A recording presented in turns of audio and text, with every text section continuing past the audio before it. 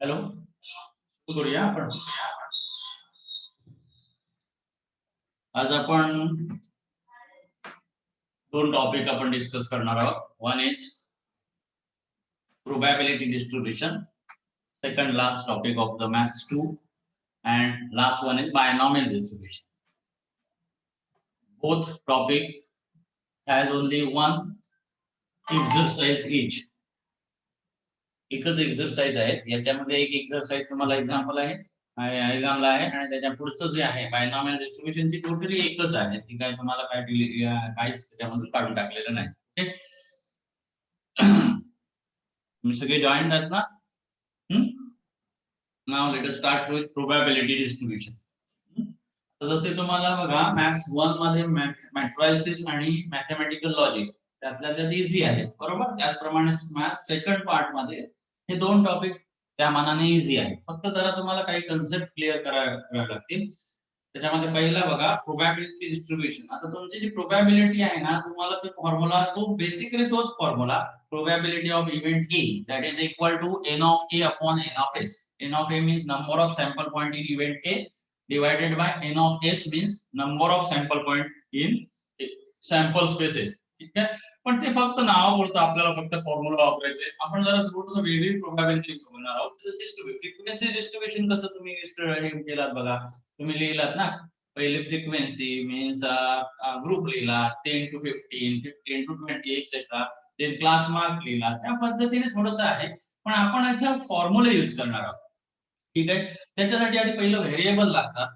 तर पहिलं तुम्हाला जे व्हेरिएबल आहे, म्हणजे दोन टाईपचे व्हेरिएबल्स आहेत, त्याला आपण म्हणणार आहोत रॅन्डम व्हेरिएबल. म्हणजे तुम्ही रॅन्डम व्हेरिएबल म्हणजे काय, एखादा एक्सपेरिमेंट तुम्ही केला, टॉसिंग ऑफ कॉइन. आता tossing of coin means X हा नंबर असा घ्यायचा आहे, it is number of heads असतील किंवा नंबर ऑफ टेल्स असतील, दोनच पॉसिबिलिटी आहेत. लक्षात, अशा पद्धतीने म्हणजे एक्स हे व्हेरिएबल आहे. आता there are two types of random variables. One is discrete random variable and second one is a continuous random variable. आता या continuous random variable ची एक्सरसाइज तुमची डिलीट केलेली आहे, पण मी तुम्हाला फक्त continuous random variable म्हणजे काय हे एक्सप्लेन करतो. ठीक आहे, discrete random variable म्हणजे काय, it is a random variable which can be assumed. countable number of isolated value. Means countable means it is related to integers. लक्षात घ्या, countable number of isolated value म्हणजे याच्यामध्ये fraction येत नाही. लक्षात घ्या, it is called discrete random variable. Me for example इथे लिहिलेत बघा. First one is number of student in a class. Number of student in a class म्हणजे तुमचं जर तुमचा 12th सायन्सचा तुम्ही क्लास कन्सिडर केला तर 120 students in our class. Okay, म्हणजे 120 स्टुडंट्स असं म्हणता. तुम्ही असं म्हणता का रे 120.2 120.5 स्टुडंट असं म्हणत नाही. There is no fraction involve in this variable. I mean, number of students in a class, number of children in a family. Okay, बघा परफेक्ट नंबर येतो इथे 2 येईल 5 येईल. The number of heads tossing a coin, tossing coin twice suppose. म्हणजे तो एक coin तुम्ही 2 वेळा टॉस केला, लक्षात आलं तुम्हाला पॉसिबिलिटी काय येईल, हेड येईल, टेल येईल, बरोबर ना. एक येईल पॉसिबिलिटी, 2 येतील, 4 येतील. लक्षात येतं. म्हणजे या पद्धतीने तुमचा हा numbers belong to this number variable belongs to integers. It is a countable number of isolated value. It is called discrete random variable. आणि आपण हे स्टडी या वर्षी आपण हे करणार आहोत, डिस्क्रीट रँडम व्हेरिएबल. आणि पुढचा जो पार्ट आहे it is a continuous random variable. Continuous random variable means it is a random variable which is assume all real values within the given interval. म्हणजे तुम्हाला समजा इंटरवल दिला त्याने, लक्षात घ्या. तुम्हाला समजा इंटरवल असा मी इथे एक लिहितो बघा एक्झाम्पल.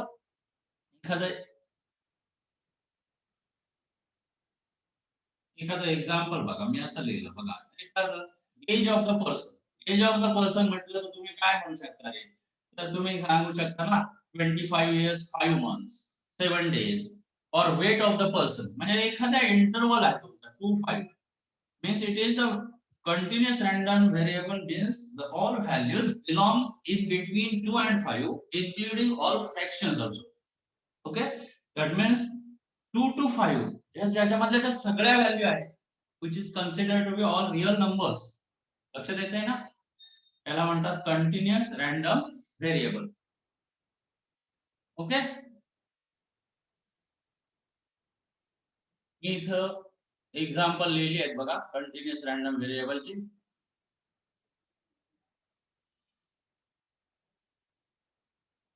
Continuous random म्हणजे age of person, then speed of vehicle is 50.2 km per hour, strike rate of a batsman म्हणजे per ball 100 balls मला माहिती 90.5 120.1 strike rate of batsman. So there are two types of random variable. One is discrete random variable. Now second one is a continuous random variable. This is a little bit a theoretical part. Okay. Now today we study a discrete random variable which is assumed to be or related to a countable number of isolated values. 1, 2, 3, -5, -1, -3. Okay, this is the probability distribution. ठीक आहे, start. आता याच्यामध्ये पुढचा part आता महत्त्वाचा आपल्याला. हे फक्त तुम्हाला डेफिनेशन झाली, डेफिनेशन पण काय परीक्षेला तुम्हाला विचारणार नाही. ठीक आहे, आता तुमचा दुसरा part.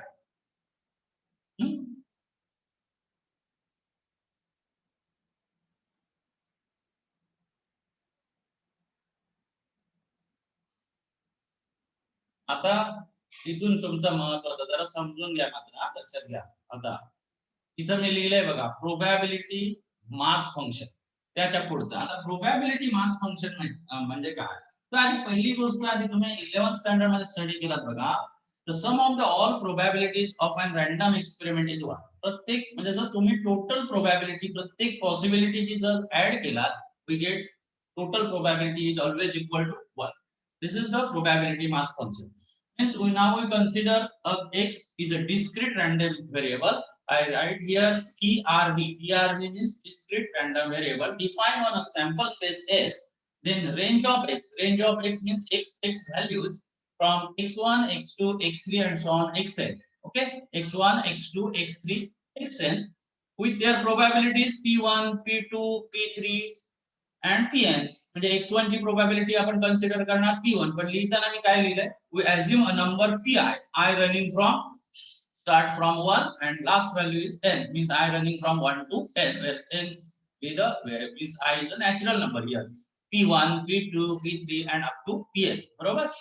Then for each real number xi म्हणजे x1 i ची व्हॅल्यू टाकत आहे 1 2 3 4 5 up to n each real number xi such that पहिली possibility तुम्हाला माहिती आहे always probability lies in between and equal to 0 and 1 म्हणजे एक तर ती probability 0 असू शकते मॅक्सिमम त्याची व्हॅल्यू 1 असू शकते or it is lies in between 0 and 1 लक्षात हे पहिली पॉसिबिलिटी प्रोबॅबिलिटी आपल्याला लक्षातच येते जर 1 पेक्षा जास्त असेल आपलं डेफिनेटली उत्तर आपलं चुकलं असं समजायचं ठीक आहे second possibility second this is a main definition of probability mass function that is summation of P I आता हे सिग्मा हे साइन तुम्हाला 11th स्टँडर्ड मध्ये झाले summation P I means total probability I running from 1 to n sum of all total probability total लक्षात which is equal to we write as summation px असं सुद्धा लिहू शकतो x is equal to 1 p1 then x is equal to 2 p2 p3 plus p5 pn total probability that is equal to 1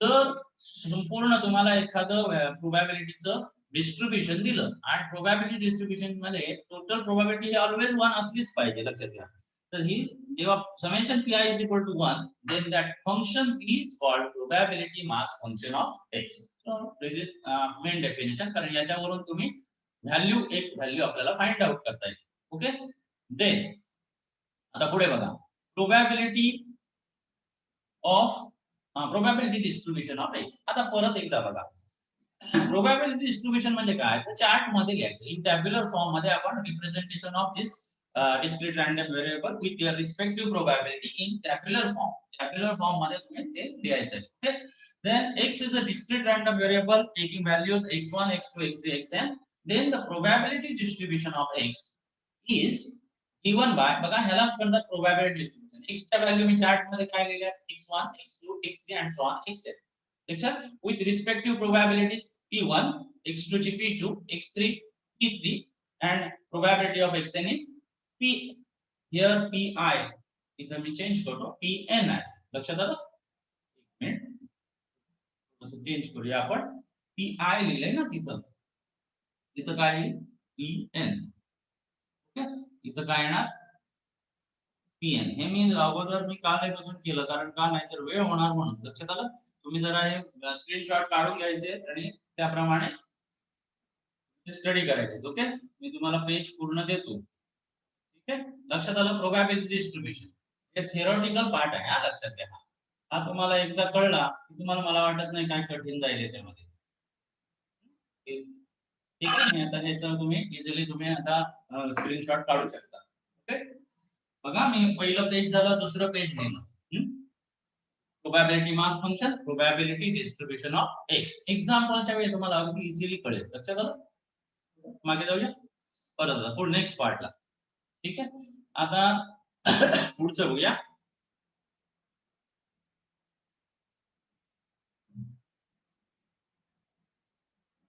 पुढचा part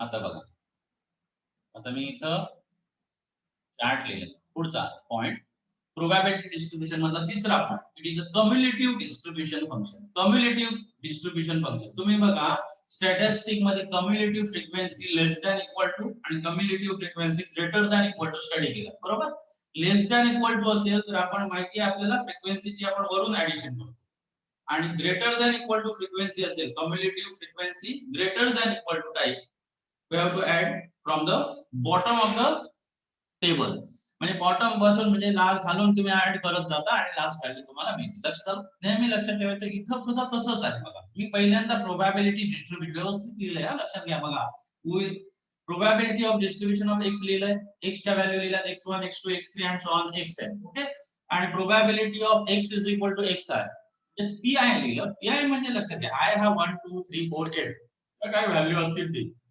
समजा last value 8 असेल तर p8 ही last value असणार लक्षात आलं तर x च्या value x1 x2 x3 and so on xn the value of probabilities are p1 p2 p3 and pi again I change this also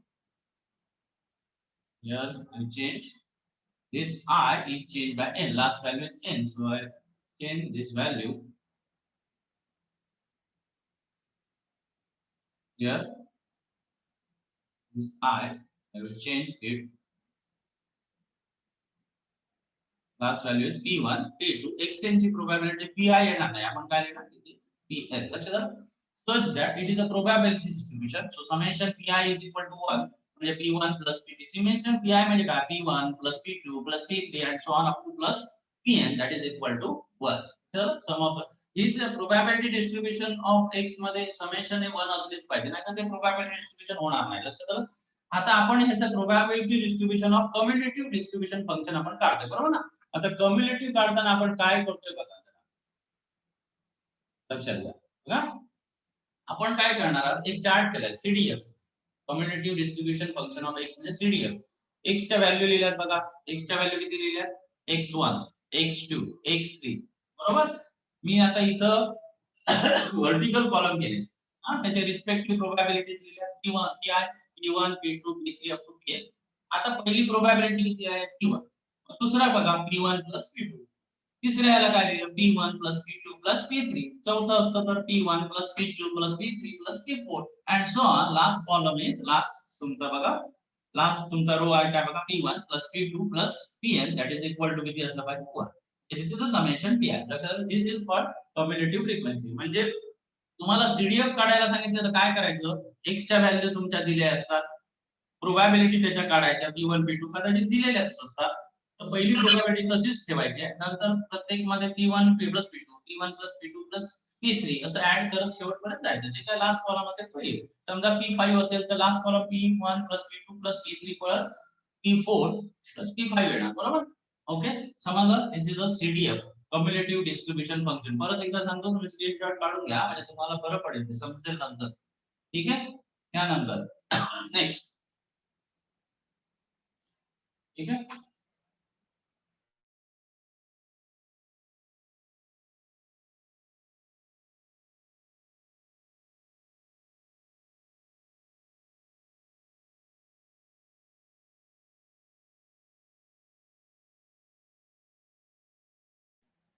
now probability तुमचं झालं community distribution function झालं. आता त्याच्यानंतर पुढचा point.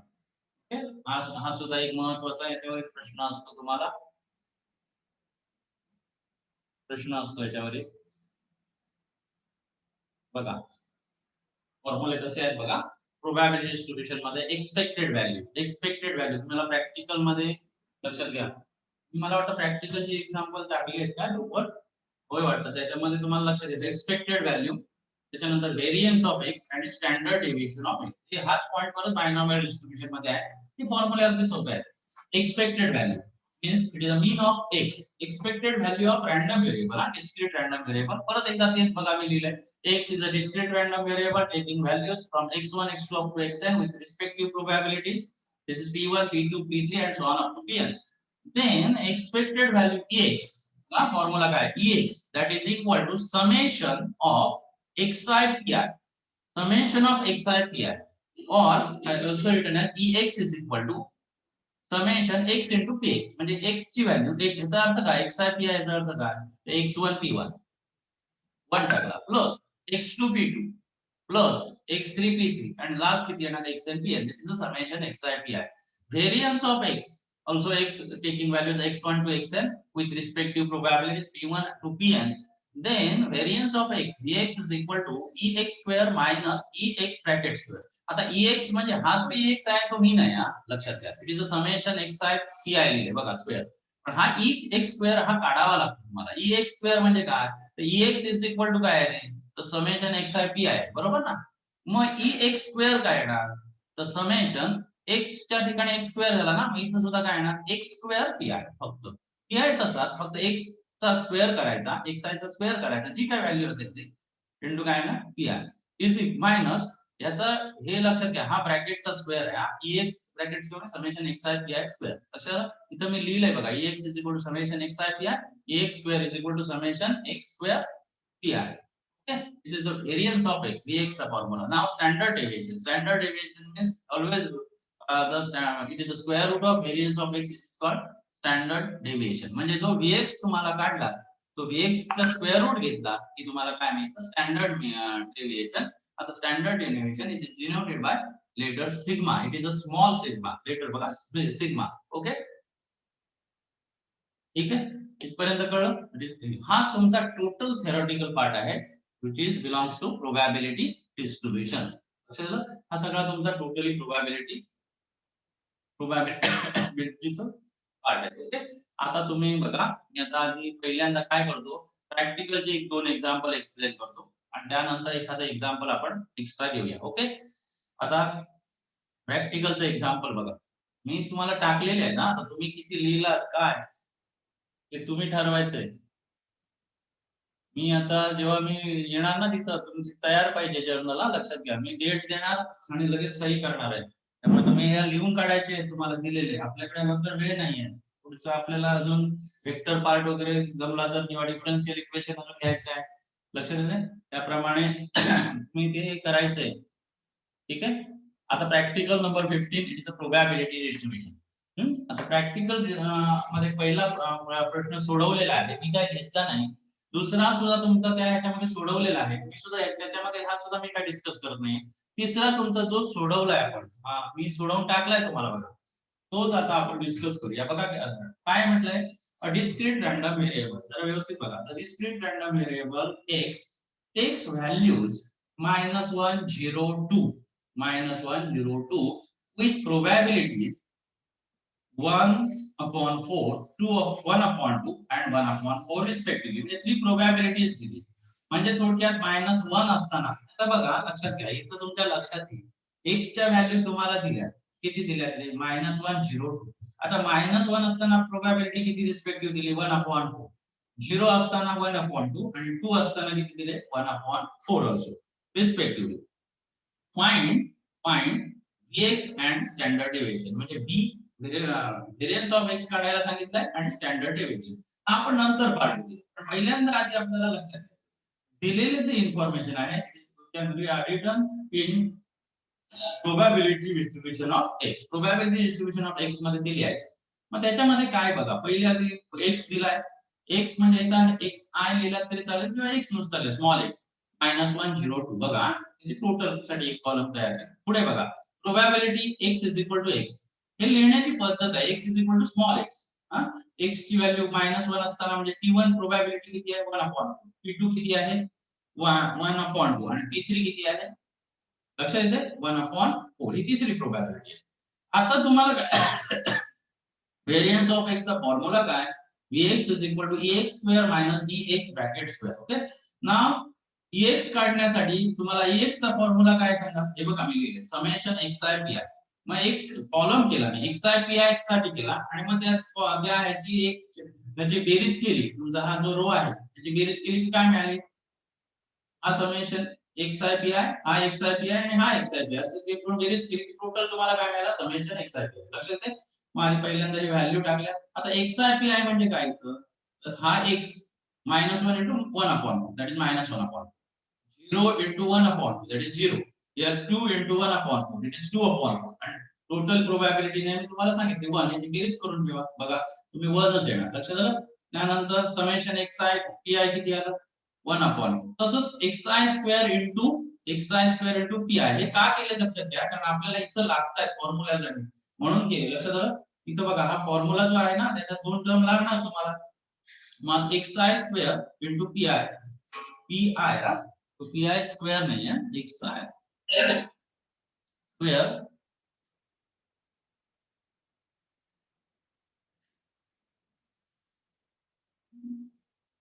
Okay, xi square pi. बघा xi square करताना बघा ते डायरेक्टली करायचे ना, उगीच काही जास्त कॅल्क्युलेशन करू नका. -1 चा स्क्वेअर 1 into हे प्रोबॅबिलिटी किती, 1/4 म्हणजे किती, 1/4. बघा शेवटचा मी रो आहे तो बघा, 0 चा स्क्वेअर 0, 0 into 1/2, 0 स्क्वेअर into 1/2 म्हणजे 0. 2 चा स्क्वेअर म्हणजे किती आहे, 2 चा स्क्वेअर 4, 4 into 1/2. समजतंय ना, 1/4.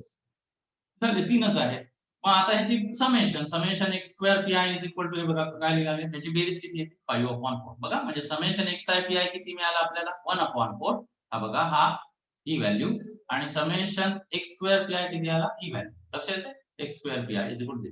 आता बघा formula, variance of x is equal to vx, that is ex square minus ex bracket square. ex square म्हणजे summation x square xi square pi किंवा x स्क्वेअर p लिहिला, px लिहिला तरी चालतं. समेशन xi pi स्क्वेअर, बरोबर. Bracket square. मग आता value टाकली 5/4 minus 1/4 bracket square which is equal to 5/4 minus 1/60. बरोबर. त्याला 4 ने मल्टिप्लाय केलं 20 minus 1 19/60. That is variance of x and standard deviation is equal to square root of vx. That is square root of 19/16 and 19 चा square root is root 19 and 16 चा square root 4. This is the variance of x. समजलं? ठीक आहे. प्रॅक्टिकलचं example मी सोडवून दिलंय बघा तुम्हाला. तुम्ही लिहायचं आहे. मी फक्त इथं समजावून सांगितलं. प्रत्येकाकडे जरा जर नसतील एकमेकांना ट्रान्सफर करा आणि तुम्ही ते व्यवस्थित लिहा. ओके. प्रोबॅबिलिटी डिस्ट्रीब्युशनचं मी प्रॅक्टिकलचं हे सांगितलं. समजलं? त्यानंतर दुसरं एक्झाम्पल एखादं बघूया. हे बघा दुसरं एक्झाम्पल.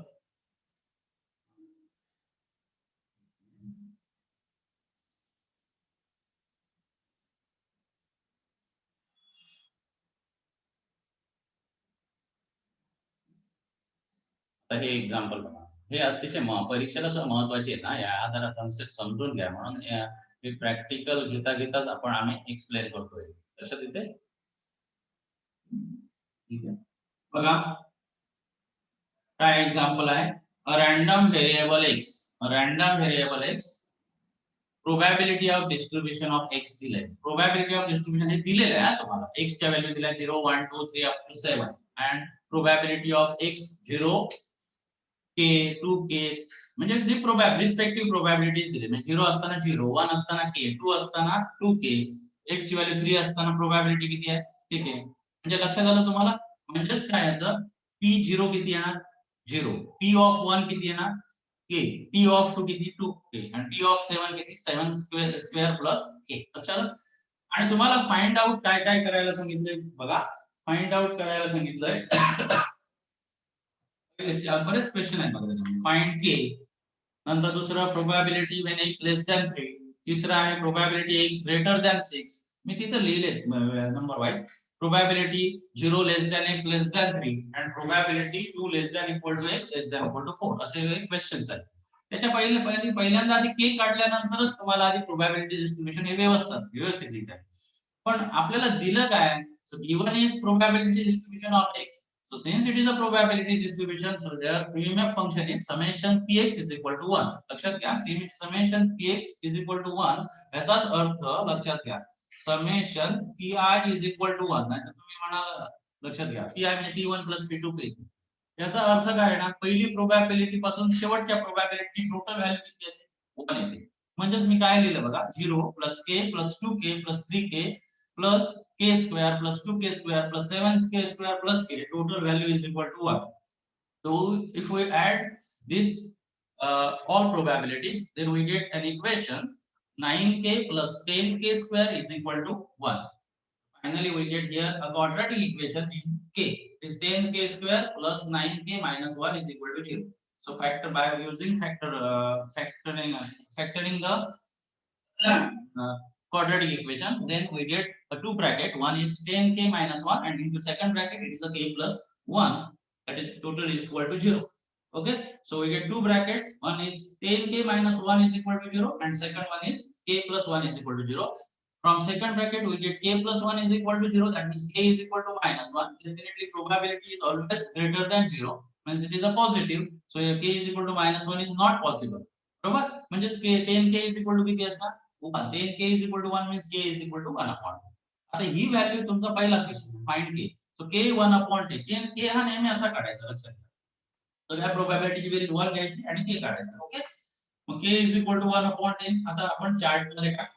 आता या चार्ट मध्ये आधी टाकून घेऊया. हा जो दिलेला चार्ट आहे त्याच्यामध्ये बघा 0 असताना मी इथे चार्ट लिहिला. 0 असताना किती लिहिलाय 0 असताना 1 असताना k ची व्हॅल्यू टाकते बघा 1 upon 10 2 upon 10 2 upon 10 बरोबर ना. 3 into 1 upon 10 means 3 upon 10. Okay. त्यानंतर k square means it is k चा स्क्वेअर. 1 चा स्क्वेअर 1 upon 100 here 2 upon 100 आणि इथे टाकल्यानंतर 17 upon 100. This is the probability distribution of x. Okay. आता तुमचं टायमिंग बघा समजलं ना इथपर्यंत. This is probability distribution of x. Timing आहे ना अजून बघा जरा. ठीक आहे. मग आता आपण पुढे कंटिन्यू करतोय बघा. हे लक्षात आलं ना? हाय प्रोबॅबिलिटी डिस्ट्रिब्युशन परत एकदा मी पुढच्या पेजवर मुद्दाम लिहिलं. आता सगळ्या प्रश्नांची उत्तरं तुम्हाला ती कळतील. लक्षात आलं? आता बघा. परत एकदा तेच प्रोबॅबिलिटी डिस्ट्रिब्युशन तुम्ही जरा परत सांगतोय स्क्रीनशॉट काढून घ्या. म्हणजे तुम्हाला इझिली कळतील ते. टेक्स्ट बुक मध्ये काही वेगळी एक्झाम्पल नाहीत. बेसिकली या टाइप मध्ये एक्झाम्पल्स तुम्हाला असतात. ठीक आहे? झालं. आता पुढे बघा काय? x च्या व्हॅल्यू दिल्या. प्रोबॅबिलिटी आपण काढलेली आहे. पहिलं आता बघा, अगदी बघा. पहिले दुसरा प्रश्न काय? Find probability x less than 3. आता x लेस दॅन 3 म्हणजे x ची व्हॅल्यू लेस दॅन 3 म्हणजे कोणती रे? 3 पेक्षा लहान. लेस दॅन 3 म्हणजे कोणती येणार? 0, 1 अँड 2. ओके? म्हणजे तुम्हाला तेवढीच प्रोबॅबिलिटी विचारली. म्हणजे it is probability of x is equal to 0 plus probability of x is equal to 1. मी लिहिले बघा. Probability of x is equal to 2. आता 3 येणार नाही कारण लेस दॅन 3 आहे. समजा तुम्हाला लेस दॅन इक्वल टू 3 असतं तर तुम्हाला इथं लिहावं लागलं असतं probability plus probability x is equal to 3. हा ठीक आहे. असं किंवा असं सुद्धा लिहितात. हा काही वेळा असं सुद्धा लिहितात. मी इथं लिहितो बघा. प्रोबॅबिलिटी ऑफ म्हणून चूक काय कोण देणार नाही. 3 इज इक्वल टू डायरेक्टली असं लिहितात. x इज इक्वल टू 0 लिहिताना असं लिहितात p0 प्लस समजतं असेल तुम्हाला p1 प्लस काय ना p2. कळलं? x इज इक्वल हे असं लिहिलं तरी चालतं. त्याच्यात मी आता व्यवस्थित डिटेल मध्ये लिहिलंय. फक्त x इज इक्वल टू लक्षात आलं? मग ती प्रोबॅबिलिटी 0 असताना किती आहे? 0. बघा 0. 1 असताना किती आहे? 1/10 टाकली मग. 2 असताना प्रोबॅबिलिटी किती आहे? 2/10. 2/10. म्हणजे पहिल्या प्रश्नाचं उत्तर किती? 3/10. लक्षात आलं? एवढं इझी आहे. नेक्स्ट तिसरं example. Find probability x greater than 6. Greater than 6 म्हणजे 6 पेक्षा मोठा. पण इथे जास्तीत जास्त 6 ग्रेटर दॅन 6 म्हणजे x ची व्हॅल्यू किती आहे? 7. म्हणजे that means it is probability x is equal to 7. एकच व्हॅल्यू येणार. लक्षात येते? ग्रेटर दॅन इक्वल टू 6 असतं तर मात्र probability x is equal to 6 plus probability x is equal to 7 आलं असतं. Since here the probability x less greater than 6 आहे म्हणजे काय येणार असं? Probability x is equal to 7 किती आहे बघा? 17/100. जी काय आहे ते. समजलं तुम्हाला? हे झालं. हे झालं. तिसरं चौथं एक्झाम्पल काय त्याच्यामध्ये? Probability of 0 less than x less than 3. Probability of 0 less than x less than 3 means probability of x is equal to 1. 0 पेक्षा पुढे 1 आणि 3 च्या अगोदर 2. म्हणजे x 1 आणि x काय ना 2. 3 येणार नाही कारण लेस दॅन आहे. लक्षात येतं? मग 1 ची प्रोबॅबिलिटी जी आहे ती चार्ट म्हणून प्रोबॅबिलिटी डिस्ट्रिब्युशन व्यवस्थित लिहायचं. 1/10 प्लस 2/10 म्हणजे हे सुद्धा उत्तर किती? कळतंय ना? 10 3/10. आणि पाचवं बघा लास्ट तुमचं probability of 2 less than equal to x less than equal to 4. जरा फास्ट होतं लक्षात घ्या याच्यामध्ये. मी चार्ट तयार करून ठेवल्यामुळे एक्झाम्पल तयार करून ठेवल्यामुळे जरा पटापट एक्झाम्पल होतात. तुम्ही जरा नंतर बसायचं लक्षात घ्या आणि व्यवस्थित ती सॉल्व्ह करा. 2 less than equal to x less than equal to 4. That means probability x is equal to 2. बघा 2 आता 2 आला कारण लेस दॅन इक्वल टू आहे ना. 2 आला, 3 आला आणि 4 आला म्हणजे p2 p3 प्लस p4 म्हणजे काय ना 2/10 प्लस 2/10 प्लस 3/10. बघा 2/10 प्लस 2/10 प्लस 3/10. म्हणजे टोटल प्रोबॅबिलिटी किती? 7/10. ओके? ठीक आहे. आता मला तुम्ही सांगायचं याच्यातलं काय काय समजलंय की नाही ते आता तुम्ही जरा मला रिप्लाय द्या नाही तर काहीच काही करणार नाही. ओके? तुम्ही सांगा बघूया. समजलंय? हॅलो? तुमची रिप्लाय अपेक्षित आहे. हा साऊंड जरा ऑन करा आणि मला सांगा. लक्षात येतंय का? अजून एक दोन एक्झाम्पल घेऊया आपण. तर काय रिप्लाय येत नाही. आता हा पार्ट परत काय घेतलं जाईल असं वाटत नाही हा लक्षात घ्या. आपल्याला वेळ मिळाला तर आपण परत रिपीट करू कॉलेजमध्ये. त्यामुळे सगळ्यांनी परत सांगतोय मी जॉईन जेवढ्यांना होत असतील हे जे 5-6 मार्क असतील, एक 7, 8, 10 एक मार्क असतील बायनॉमियल डिस्ट्रिब्युशन आणि प्रोबॅबिलिटी डिस्ट्रिब्युशन हे पडू शकतात तुम्हाला. लक्षात घ्या. त्यामुळे व्यवस्थित तुम्ही स्टडी करा. ओके? मी तुम्हाला समजलंय असं गृहीत धरतोय लक्षात घ्या. ठीक आहे? पुढच्या याला जाऊया.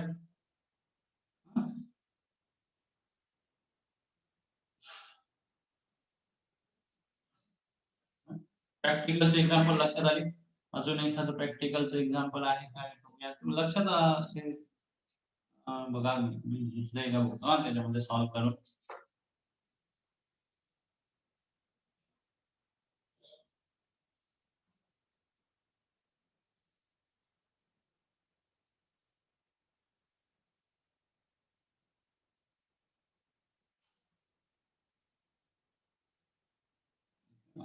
मला माझ्यामध्ये आपण एक एक्झरसाइजचं एक्झाम्पल घेऊया. हा आता वेळ संपत आला.